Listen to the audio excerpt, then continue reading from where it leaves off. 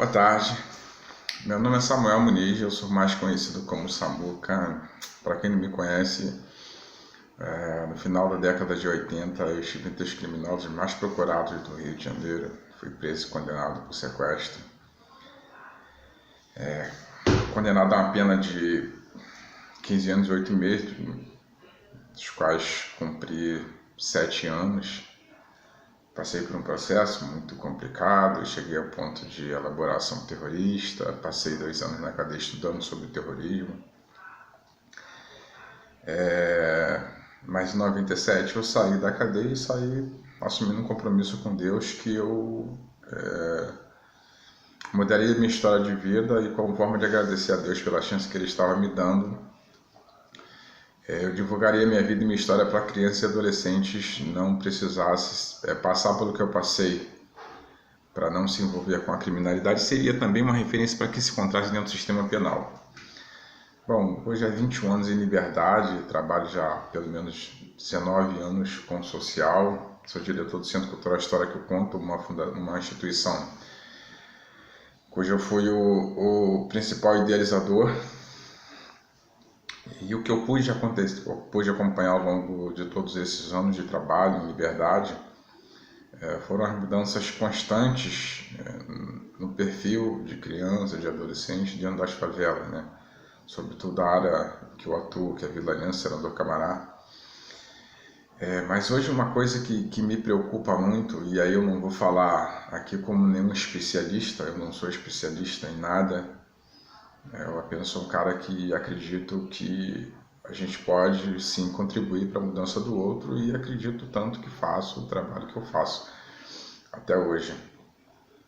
Mas o que eu vejo hoje no processo de crime dentro do Rio de Janeiro, sobretudo com toda a questão da intervenção e as polêmicas que surgem e as várias visões das pessoas, e sim, sobretudo as pessoas que estão dentro da favela, que são as maiores vítimas de ações policiais, que as pessoas vivem num momento de pânico muito grande, e o que está vibrando nesse processo é o medo dessas pessoas.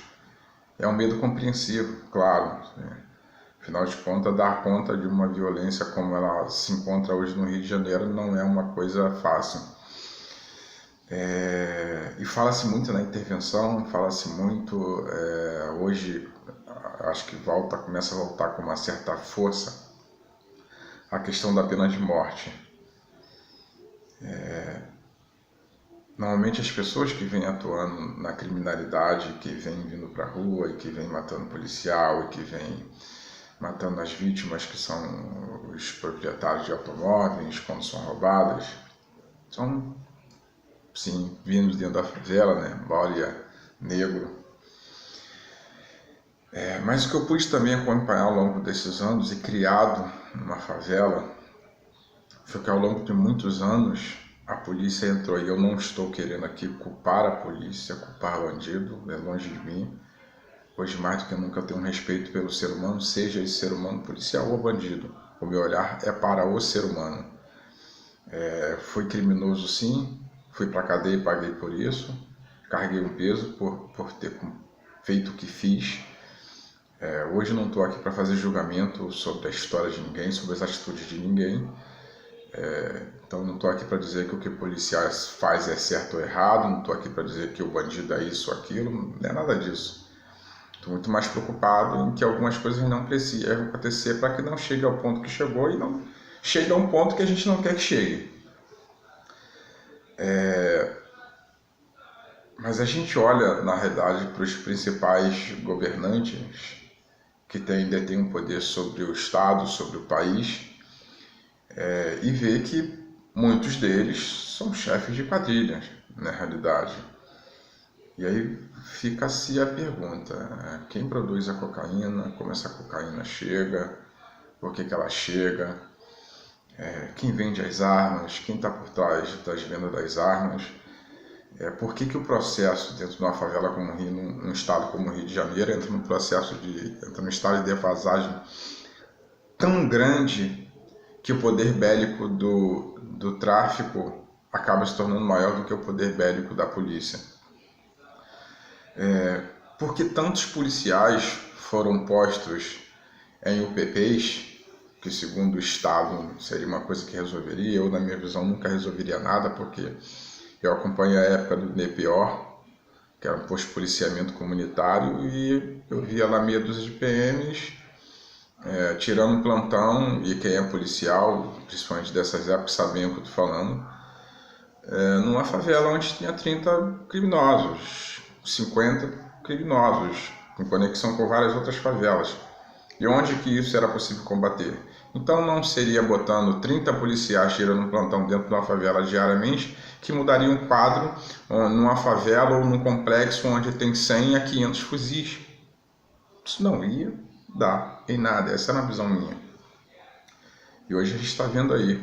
E o que aconteceu ao longo do tempo é que o crime, o tráfico, ele percebeu que o Estado não tinha essa força, de fato.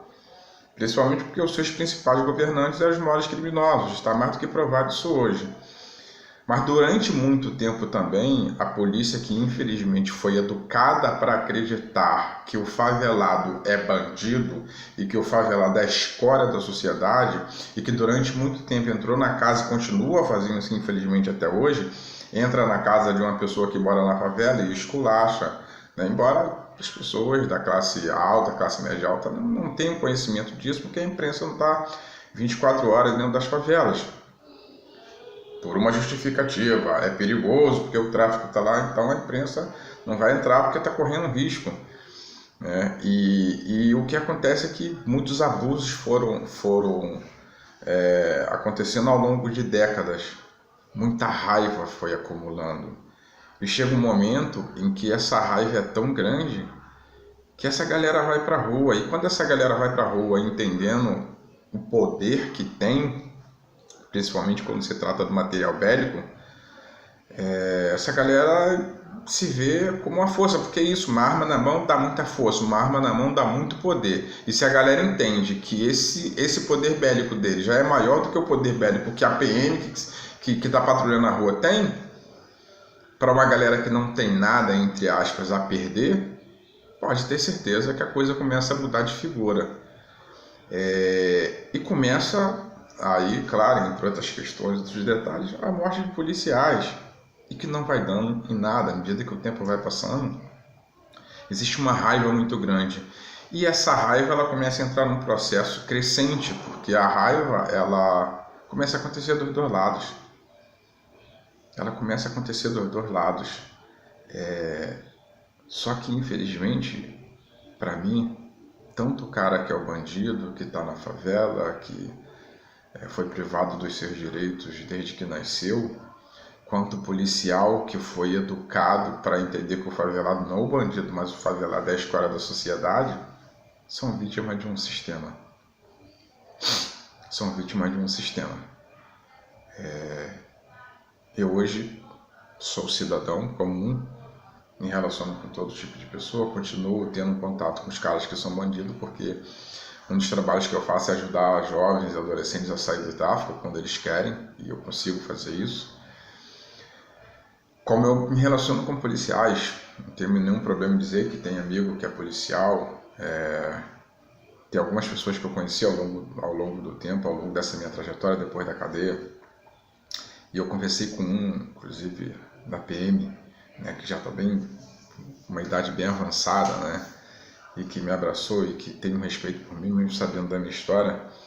E ele conta como é que ele acabou percebendo, na realidade, que ele nada mais era que um capitão do mato.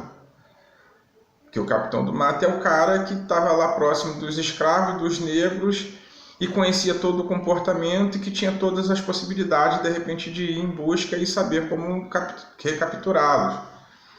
E que ele começa a se perceber como esse capitão do mato, que na realidade está cumprindo uma ordem para quem, né? Está matando e está prendendo para quem e para que isso? E ele se dá conta de que era legal, mas, enfim, quanto tempo e quantos anos ele levou para perceber isso? E aí eu converso com outro policial, que eu conheço através dele,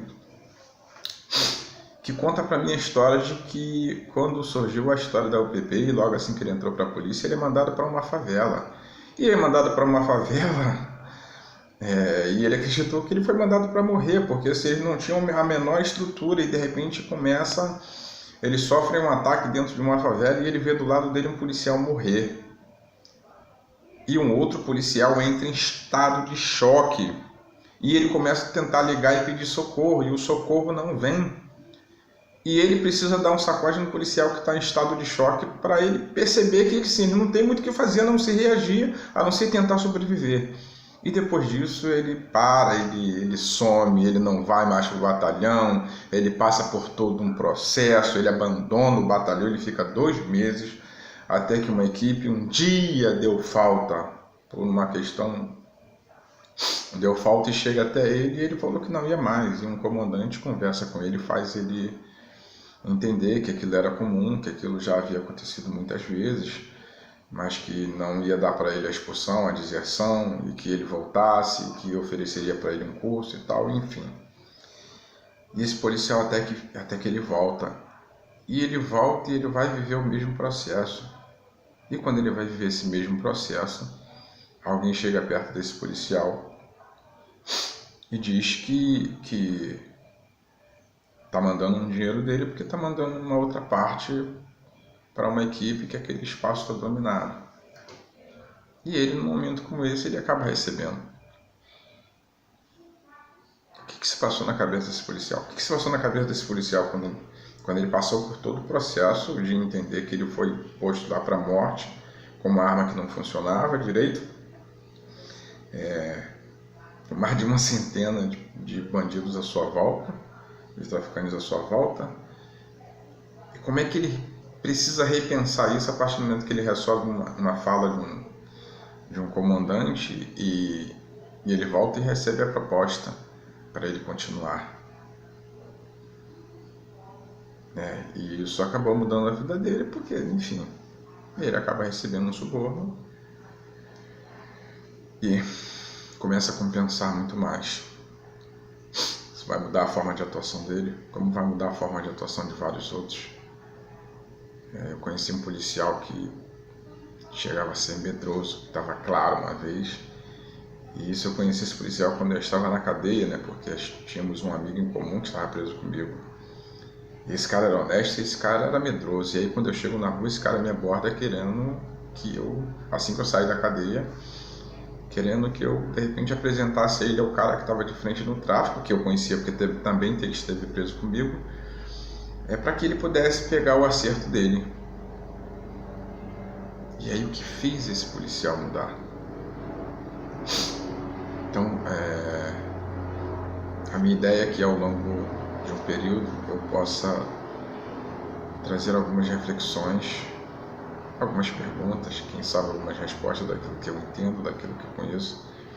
Mas uma coisa eu queria deixar claro: o que está acontecendo hoje no Rio de Janeiro, em termos de violência, é uma raiva, é um ódio que vem sendo alimentado há muitos e muitos anos e que não é partindo para uma intervenção, não é entrando nas favelas e morrendo e matando como aconteceu aí de setembro do ano passado para cá, que vai fazer esse quadro mudar.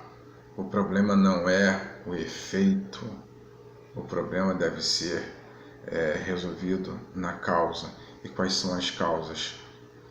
Existem projetos e mais projetos, projetos culturais, existem projetos e mais projetos dentro da favela que precisam ser olhados com respeito, precisam ser olhados com humanidade e precisa se haver investimento sim para que essas coisas não continuem acontecendo.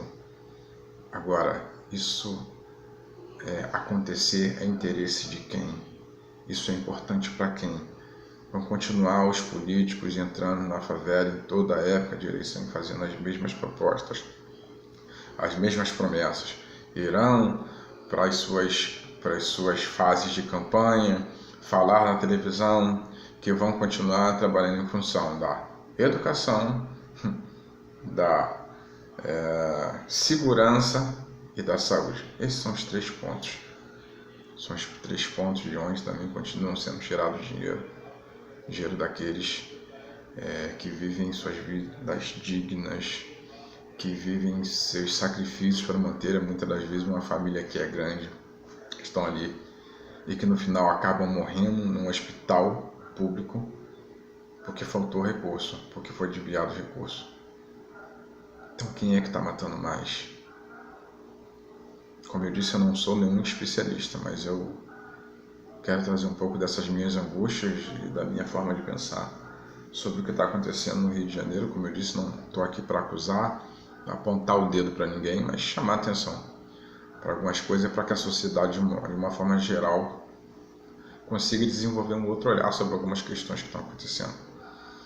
Então, podem esperar, porque vocês vão poder me ver outras vezes trazendo um pouco daquilo que eu acredito, de como, e sobretudo como eu trabalho com família, com adolescentes, o que eu acredito, de resultados que a gente já teve ao longo desses anos que eu trabalho.